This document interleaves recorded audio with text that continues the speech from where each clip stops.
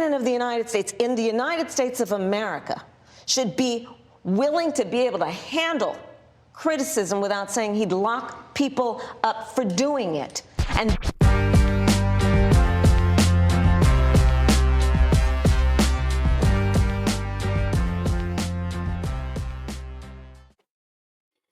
welcome to the Be Wise podcast. I am your host, Chris Wright, where we talk politics, entertainment, social media, and whatever comes up. Of course, there's been a lot more politics these days because 'tis the season. We have a big election coming up in November. A couple of cats named Kamala and Trump. And there's just been a lot of news and information going on with that. Last night happened to be Kamala Harris went on Fox News and interviewed with Bret Baier. Quite brave, quite strategic, I should say. And before we get into the interview, I apologize. This is going to be a longer podcast, not too long, but if you missed it in full, you can watch it right here. We'll go over the highlights, make a few pointers, but the interview was only 26 minutes. And so I'm going to try and keep the entire podcast under an hour. So hang in there with me. You might learn something.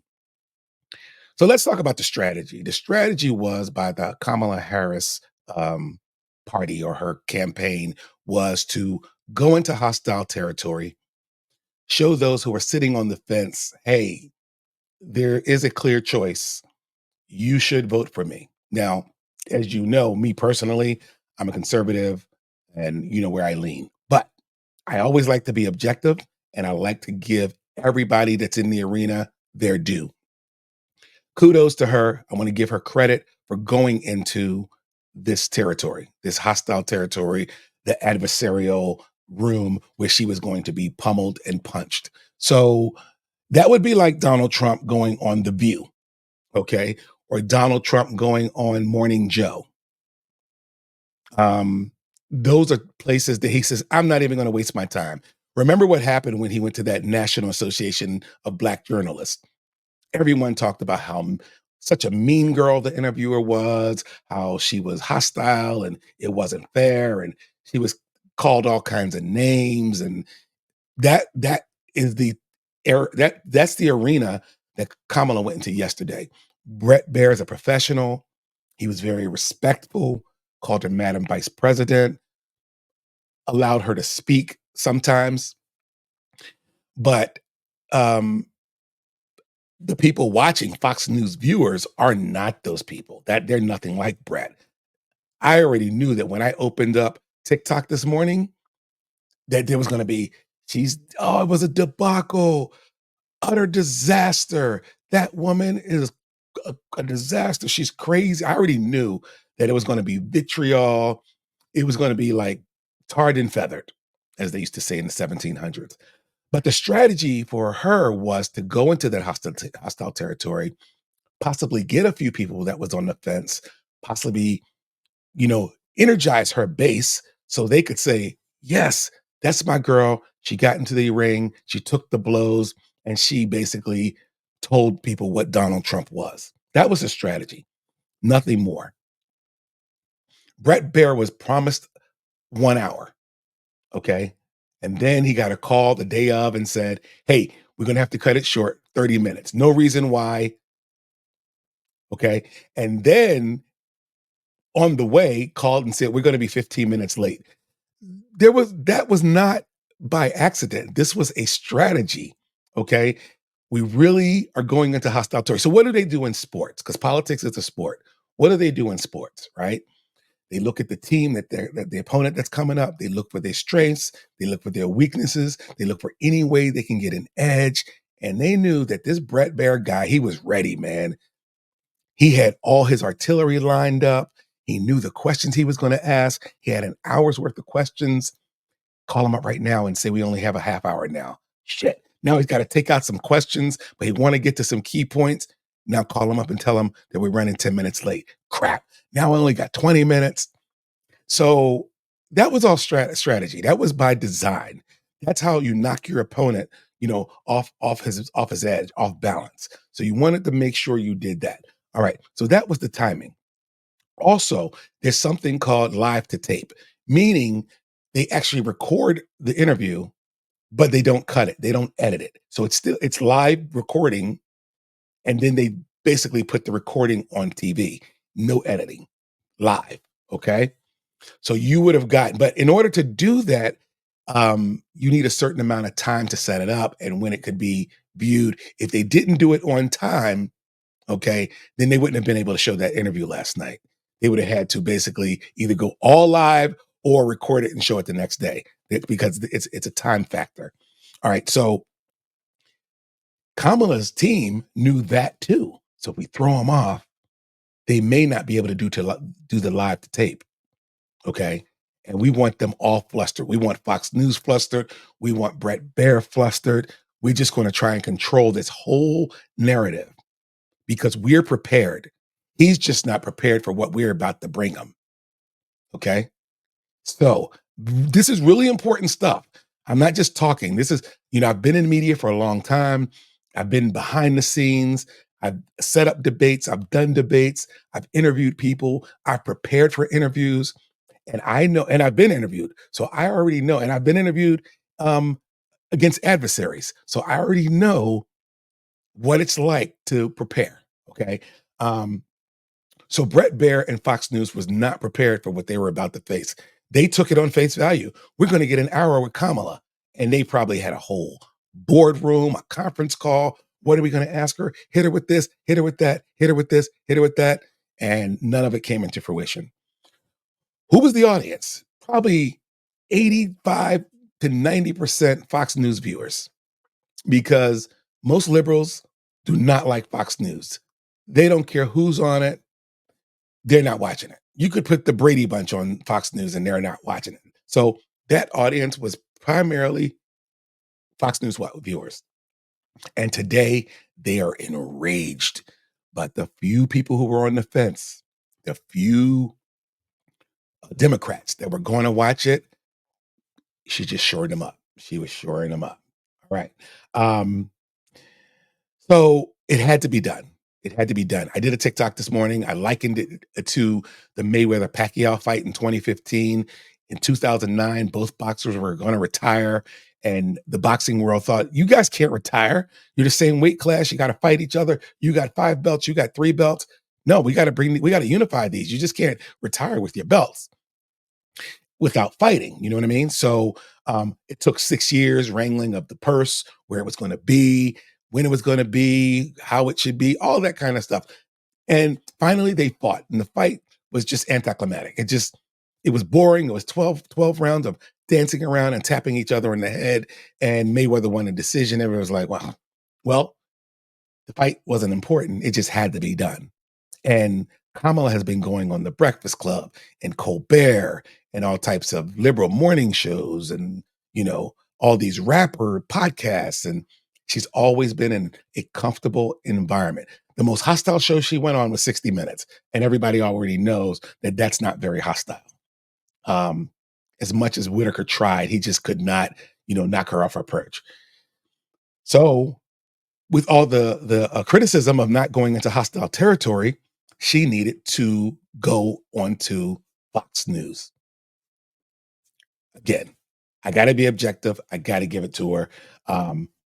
Let's go. So we're already predicting what the crowd reaction would be. It would be, you suck. You're horrible. You're a disaster.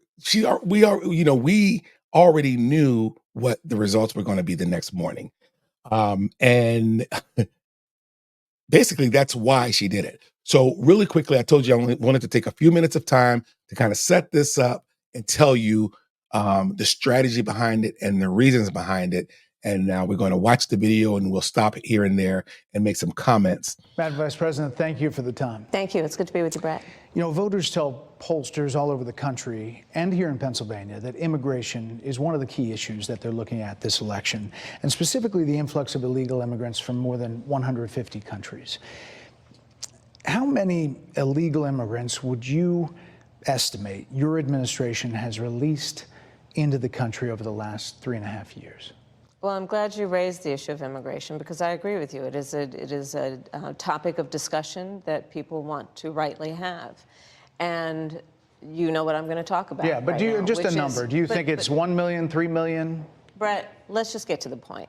Okay, the point is that we have a broken immigration system that needs to be repaired. So your And- Homeland Security Secretary said that 85% But of apprehensions. I'm not finished. We have It's a an rough immigration estimate of system 6 million people that have been needs to be- released into the country. Brett knew the answer. He wanted her to say the answer. See, so Brett came out swinging.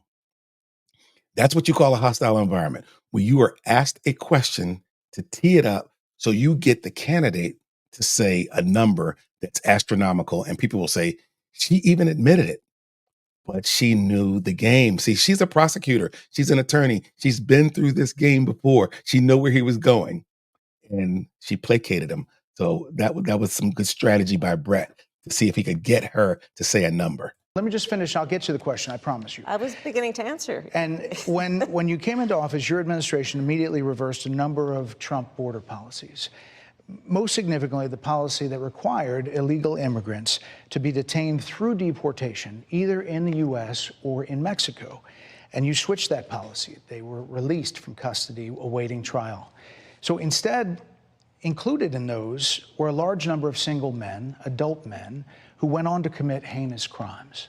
So, looking back, do you regret the decision to terminate Remain in Mexico at the beginning of your administration? At the beginning of our administration, within practically hours of taking the oath, the first bill that we offered Congress, before we worked on infrastructure, before the Inflation Reduction. So she's using this opportunity. The questions about immigration, the questions are about her immigration policies, but she's going to use this opportunity to tell the American public what we've done that has nothing to do with immigration. We did this, we did that, we did this.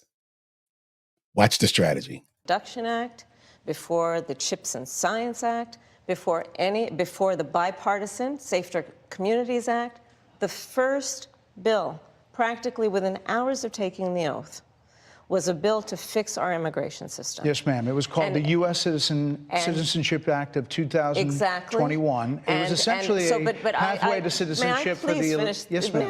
May I finish responding, please? But you have to let me finish. You please. had the White House and the House and the Senate, I'm and they in didn't the bring middle up of that bill. responding to the point you're raising, Okay. and I'd like to finish. Yes, ma'am. We recognized from day one that, to the point of this being your first question, it is a priority for us as a nation and for the American people. And our focus has been on fixing a problem. And from day one, then, we have done a number of things, including to address our asylum system and put more resources, getting more judges, what we needed to do to tighten up penalties and increase penalties for illegal crossings, what we needed to do to deal with points of entry between border entry points. That's the work we did, and we worked on supporting what was a bipartisan effort, including some of the most conservative members of the United States Congress, to actually strengthen the border. That border bill would have put 1,500 more border agents at the border, which is why I believe the Border Patrol agents supported the bill. It would have allowed us to stem the flow of fentanyl coming into the United States, which is a scourge affecting people of every background, every geographic location in our country, killing people. It would have allowed us to put more resources into prosecuting transnational criminal organizations, which I have done as the Attorney General, former Attorney General of a border state. Madam Vice President, a couple of things. Prosecuted trafficking of drugs, guns, and human beings. And Donald Trump, but let me just finish. 6 Democrats voted against that bill. Learned about that bill and told them to kill it because he preferred to run on a problem instead of fixing a problem. And in this election, this is rightly a discussion that the American people want to have. And what they want are solutions, and they want a president of the United States who's not playing political games with the issue, I hear you, but actually is focused on fixing it. 6 Democrats voted against that bill. It would have allowed 1.8 million illegal immigrants into the country a year. A lot of conservatives had a problem with it. So what she did just now was called filibustering. That's what the conservatives will call it, filibustering, because she kept talking about her policies, the things that she's done, but more importantly, she wanted to tell you, me, us, the complexities of immigration. Because when we talk about it as citizens, we just talk about letting people across the border, letting gangsters and criminals across the border, letting people across the border that are taking and using our resources, our healthcare, our hospitals, our foods, our wealth. But she's talking about, I don't like it either. So let me explain the complexities of immigration and how it affects America and how it affects politics and who's all involved. This is just not a one side of the table issue. People from both sides have to come together to help cure this very, very complicated problem.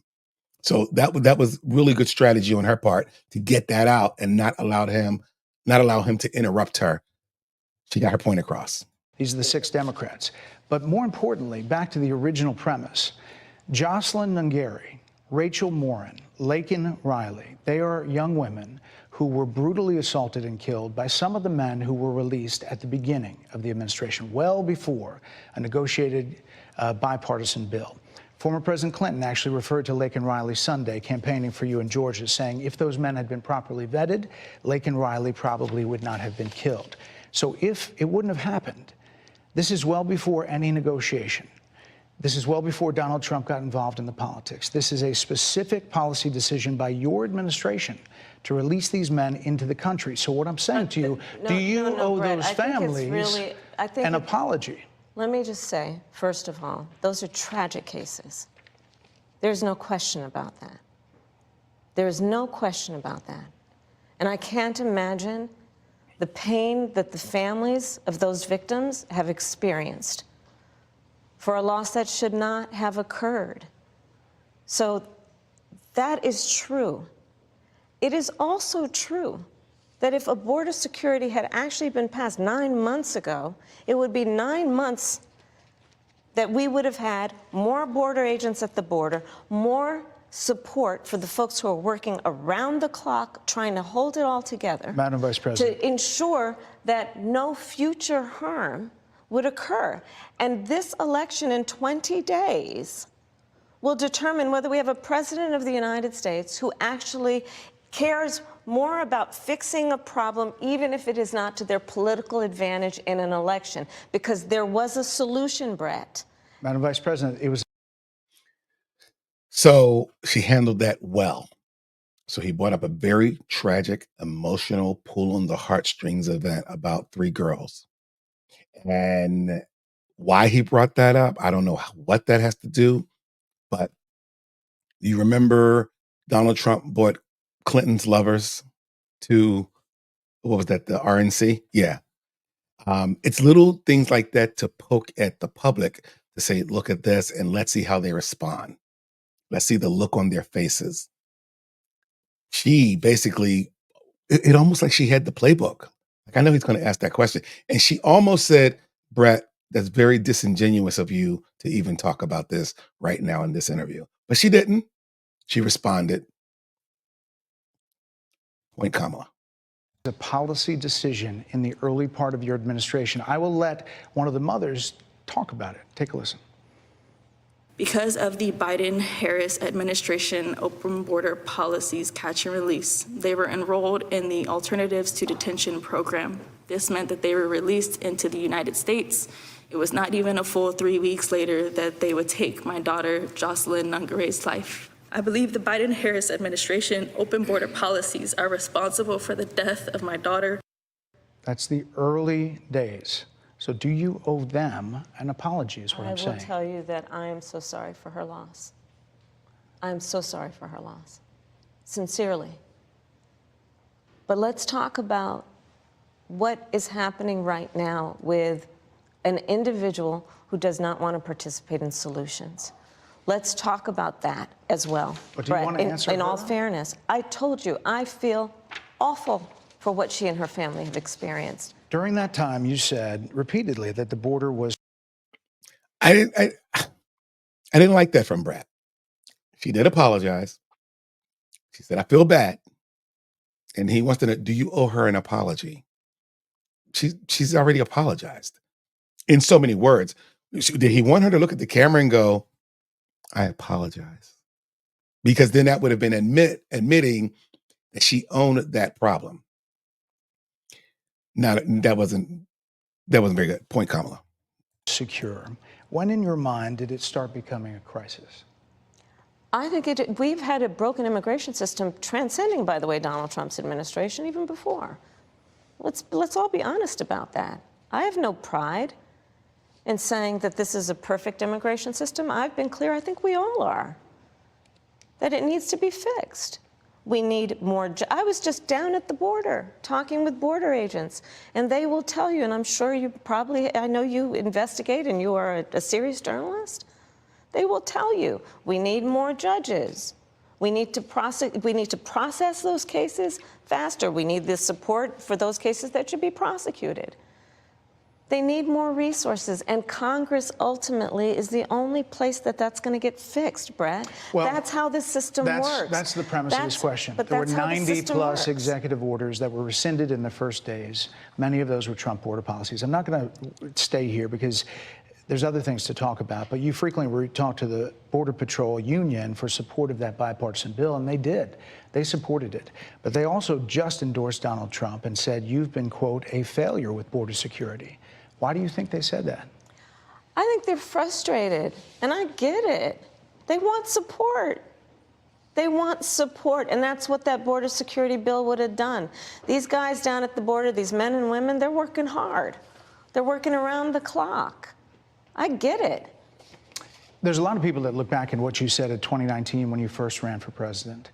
And there have been changes, and you've talked about some of them. When it comes to immigration, you supported allowing immigrants in the country illegally to apply for driver's license, to qualify for free tuition at universities, to be enrolled in free health care. Do you still support those things?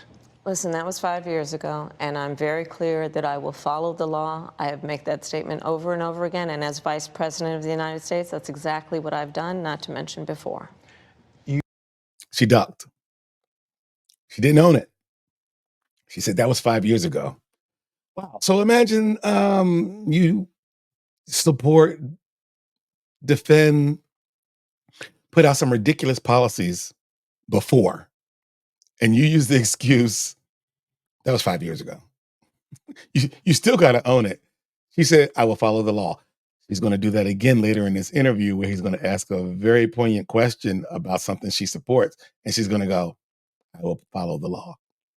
That point, Bret. If that's the case, you chose a running mate, Tim Walz, governor of Minnesota, who signed those very things into state law. So do you support that? We are very clear, and I am very clear, as is Tim Walz, that we must support and enforce federal law, and that is exactly what we will do. So decriminalizing border crossings, like you said in 2019. I do not believe in decriminalizing border crossings, and I've not done that as vice president. I will not do that as president. So these are evolutions that you've had. But let's be very clear. I'm the only person who's running for president who has prosecuted transnational criminal organizations, from the Sinaloa cartel to the Guadalajara cartel to people who have trafficked in guns, drugs, and human beings. I have spent a significant part of my career going after people who present a threat to the safety of the American people and cross our border with the intent of doing us harm and cross our border illegally. And I will do that work as vice president. I take that work quite seriously. This is a time when voters, especially here in Pennsylvania, are inundated with commercials and ads. They just want it to stop because it's every commercial. But many of them add noise, but a few of them seem to break through. This particular one from the Trump campaign has gotten a lot of attention. Kamala supports taxpayer-funded sex changes for prisoners. Surgery. For prisoners. For prisoners. Every transgender inmate in the prison system would have access. So are you still in support of using taxpayer dollars to help prison inmates or detained illegal aliens to transition to another gender? I will follow the law, and it's a law that Donald Trump actually followed. You're probably familiar with, now it's a public report, that under Donald Trump's administration, these surgeries were available on a medical necessity basis to people in the federal prison system.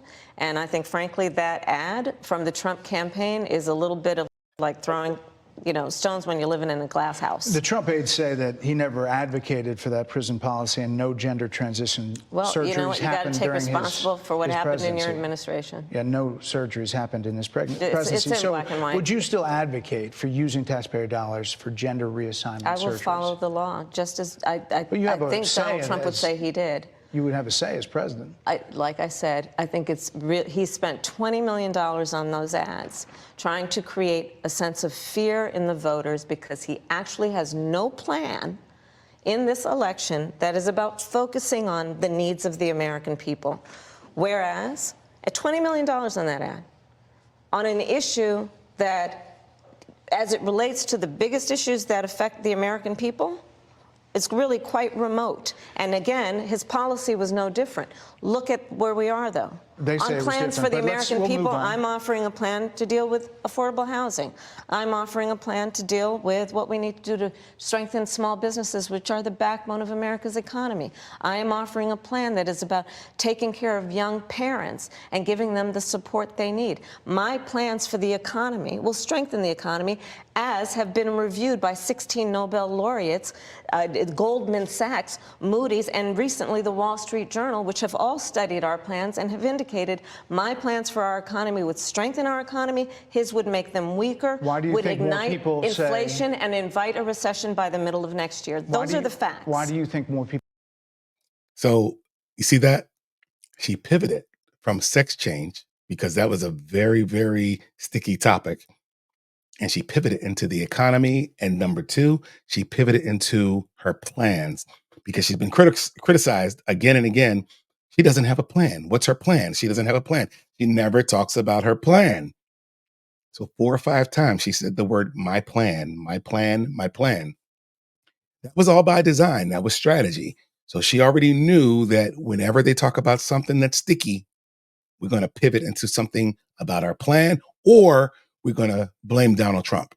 That was very, very key in how she did that.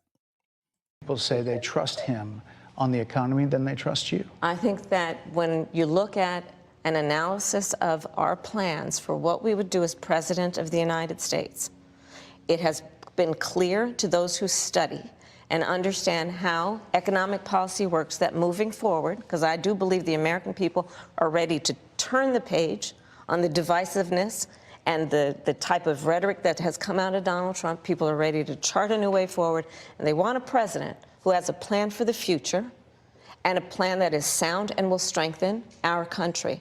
My plan for the economy does exactly that. His plan would be, again, to give tax cuts to billionaires and the biggest corporations in our country and blow up our deficit. It's interesting you said turn the page, Madam Vice President. You were asked on 2 different shows last week what, if anything, you would do differently than President Biden. Here's what you said. Would you have done something differently than President Biden during the past 4 years? There is not a thing that comes to mind in terms of, and I've been a part of most of the decisions that have had impact. Under a Harris administration, what would the major changes be, and what would stay the same? Sure. Well, I mean, I'm obviously not Joe Biden. I know. And so that would be one change in terms of, but also I think it's important to say with, 28 days to go, I'm not Donald Trump. So you're not Joe Biden, you're not Donald Trump, but nothing comes to mind that you would do differently? Let me be very clear. My presidency will not be a continuation of Joe Biden's presidency. And like every new president that comes into office, I will bring my life experiences, my professional experiences, and fresh and new ideas. I represent a new generation of leadership. So I don't know what that says about Joe Biden. You've been his VP for 3 years. Does this say that you don't support? To me, it sounds like there's been a lot of wrangling in the White House that we don't know about, that they're not talking about. Trump was very clear that Pence wasn't his guy. And I think that Kamala has had some push and pull with Joe Biden as well. And a statement like that just tells me that they haven't been getting along over the last 3 years. That's number one. But number two, I give her credit for not throwing him under the bus. And you'll see that coming up. I, for example, am someone who has not spent the majority of my career in Washington, D.C. I invite ideas, whether it be from the Republicans who are supporting me, who were just on stage with me minutes ago, and the business sector, and others who can contribute to the decisions that I make about, for example, my plan for increasing the supply of housing in America and bringing down the cost of housing, addressing the issue of small businesses, which is about working with the private sector to bring more capital and access to capital to our small business leaders, including my plan for a $25,000 down payment assistance for first-time home buyers and for small businesses, extending the tax deduction from $5,000 to $50,000. We've heard a lot about those plans in recent days. Your campaign slogan is a new way forward, and it's time to turn the page. You've been vice president for 3.5 years. So what are you turning the page from? I don't like, I guess, I've been guilty of it as well. But the more I hear about you've been vice president for 3 years, what have you done for 3 years? John Adams, our second president, said back in the 1700s that in so many words, I'm paraphrasing, that vice president might be the most useless position ever made in our country. The vice president has no really role except for waiting for the president to die. They do things like, I don't know, sometimes the first lady is more important than the president. The vice president doesn't really guide and steer what the president does, except in the case of Dick Cheney, who ran the country, and Bush deferred to him all the time. I might be exaggerating a little bit, but you understand my point. But we keep using, you've been in office for 3 years. Well, actually, she hasn't. She's been running the country probably for the last year. So I just wanted to point that out. Well, first of all, turning the page from the last decade in which we have been burdened with the kind of rhetoric coming from Donald Trump that has been designed and implemented to divide our country and have Americans literally point fingers at each other. Rhetoric and an approach to leadership that suggests that the strength of a leader is based on who you beat down instead of what we all know. The strength of leadership is based on who you lift up. The strength of an American president, which is one who understands that the vast majority of us have more in common than what separates us. Madam Vice President, more than 70% of people that is tell about pollsters, turning the page on rhetoric that people are frankly exhausted of, Brett. More than 70% of people tell the country is on the wrong track. They say the country is on the wrong track. If it's on the wrong track, that track follows 3.5 years of you being vice president and President Biden being president. That is what they're saying, 79% of them. Why are they saying that? If you're turning the page, you've been in office for 3.5 years. And Donald Trump has been running for office. But you've been the person holding the office. Come on. Madam You Vice and I President. both know what I'm talking about. You and I both know what I'm talking about. I actually don't. What are you talking about? What I'm That was funny. Donald Trump been running for office, how long? And then she got lost in her thought and was like, you know what I'm talking about, Bray. You know what I'm talking about. He goes, actually, I don't. talking about is that over the last decade, people you're the have lever of become, power. but listen, over the last decade, it is clear to me, and certainly the Republicans who are on stage with me, the former chief of staff to the president, Donald Trump, former defense secretaries, national security advisor, and his vice president. One, that he is unfit to serve, that he is unstable, that he is dangerous, and that people are exhausted with someone who professes to be a leader who spends full time demeaning and engaging in personal grievances and it being about him instead of the American people. People are tired of that. If that's the case, why is half the country supporting him? Why is he beating you in a lot of swing states? Why, if he's as bad as you say, that half of this country is now supporting this person who could be the 47th president of the United States? Why is that happening? This is an election for President of the United States. It's not supposed to be easy. I know, but It's if not it's supposed to be. It is not supposed to be a cakewalk for anyone. So are they misguided, the 50%? Listen, are they stupid? What is God, it? I would never say that about the American people. And in fact, if you listen to Donald Trump, if you watch any of his rallies, he's the one who tends to demean Kamala. He tried to bait her into saying something dark and nasty and bad about Trump supporters, and she didn't fall for it. That was good. Point Kamala on that one, because she could have very well went down the deplorables road that Hillary Clinton did. So kudos to her for staying on topic. and belittle and diminish the American people. He's the one who talks about an enemy within, an enemy within, talking about the American people, suggesting he would turn the American military on the American people. We asked that question to the former president today. Harris Faulkner had a town hall, and this is how he responded. I heard about that. They were saying I was like threatening. I'm not threatening anybody. They're the ones doing the threatening. They do phony investigations. I've been investigated more than Alphonse Capone. He was the greatest gangster. No, it's true. No, but think of it. It's called weaponization of government. It's a terrible thing. So, Brett, I'm sorry, and with all due respect, that clip was not what he has been saying about the enemy within that he has repeated when he's speaking about the American people. That's not what you just showed. Well, he was asked about that specific... No, that's not what you just showed. In all fairness and respect to you, that was the question that we asked him. You didn't show that, and here's the bottom line. He has repeated it many times, and you and I both know that. And you and I both know that he has talked about turning the American military on the American people. He has talked about going after people who are engaged in peaceful protest. He has talked about locking people up because they disagree with him. This is a democracy.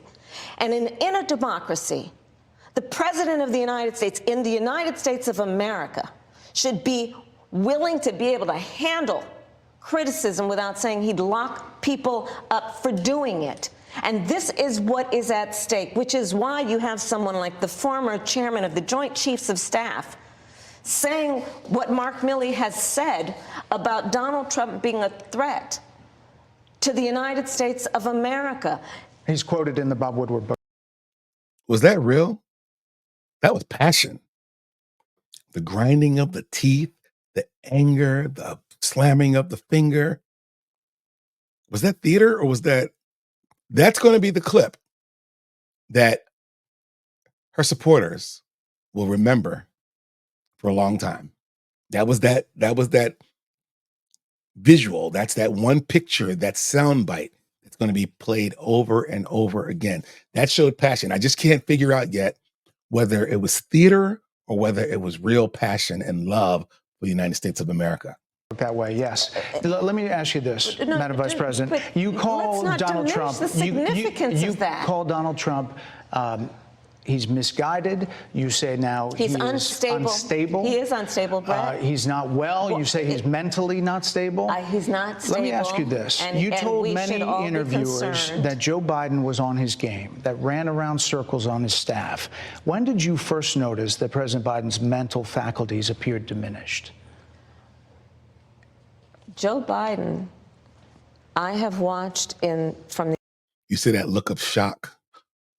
Like, Brett, I'm so disappointed in you.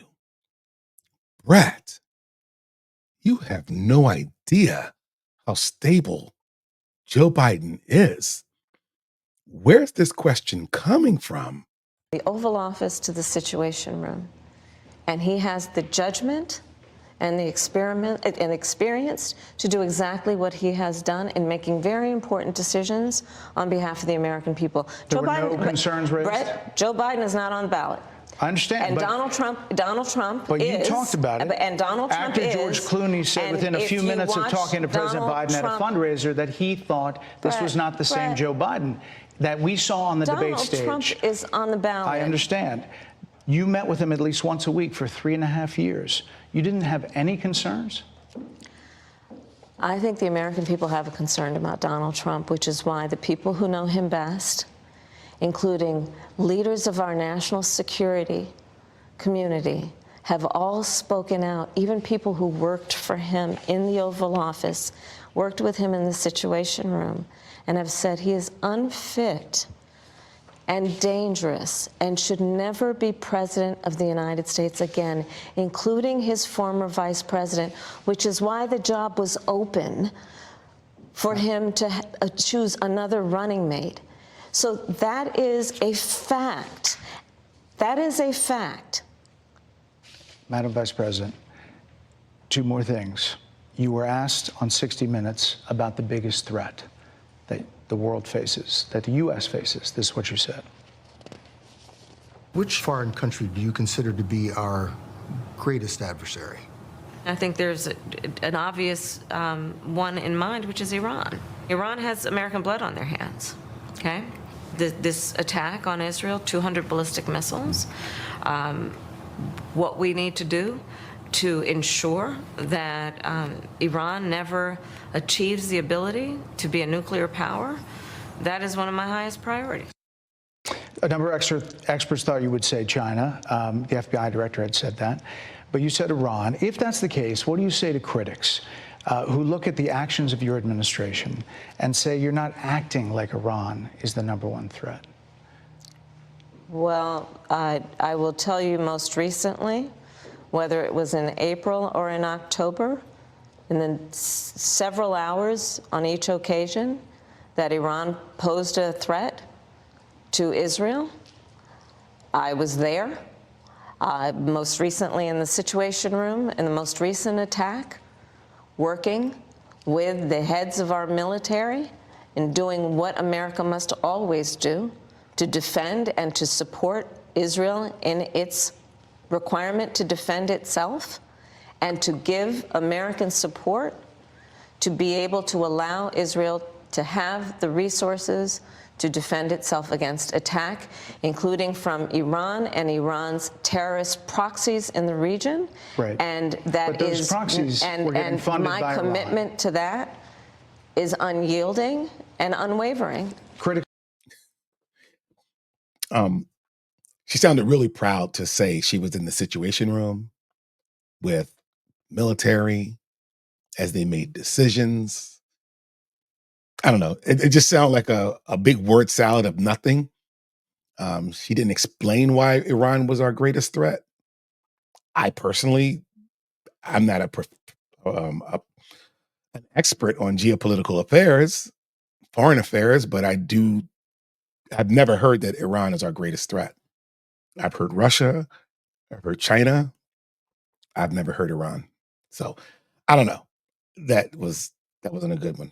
I don't know. Let's just say that you either relaxed or failed to enforce sanctions on Iran, allowing all of this money to flow into Iran, like billions. Let's go back to Donald Trump, who pulled out of a deal that would have actually put Iran in check. The estimates in billions. It was during Donald Trump's that administration go towards that the Iran regime. That we had an American military base that was attacked, where American soldiers suffered traumatic brain injuries, and Donald Trump dismissed them as headaches, not to mention how Donald Trump has treated and talked about America's military and military service people, calling them suckers and losers, Hamas, has diminished the significance. We're talking over each other. I apologize. I would like that we would have a conversation that is grounded in full assessment of the facts, which includes, I think this interview is supposed to be about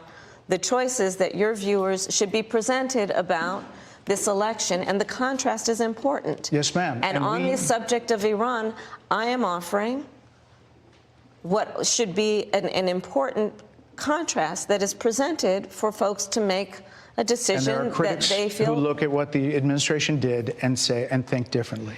Madam Vice President, they're wrapping me very hard here. I hope you got to say what you wanted to say about Donald Trump. There are a lot of things. There's more to say. I have much. So I'm going to end there, but